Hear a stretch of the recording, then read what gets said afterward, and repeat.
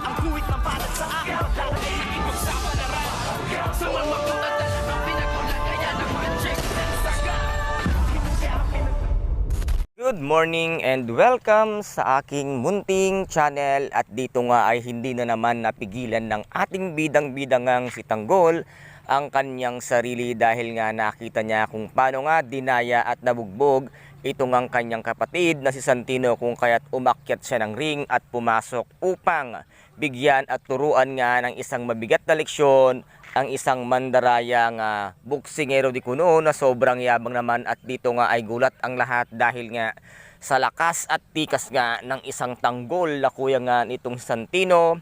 Ano kaya ngayon ang gagawin ni Lawrence ngayong nalaman niya na kung gaano kagaling at kahusay ang sinatawag nga ni Santinong kanyang kuya Tanggol? Maging mabait na kaya ngayon ito ngang si Lawrence sa kanya dahil nga kitang-kita nila kung paano makipaglaban at makipagsuntukan ito ngang si Tanggol. At dito naman ay nasa pool na ng mga tauhan nga nitong si Ramon, ang tatay at nanay nga ni Mokang, kasama si Edwin. At ano rin kaya ngayon ang gagawin ni Ramon ngayong mapupunta na sa kanyang kamay ang mag-asawang Narsing at Nita?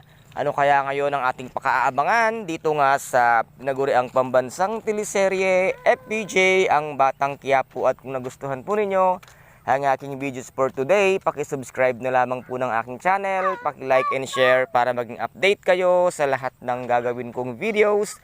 Maraming salamat po. Ingat, God bless and bye-bye.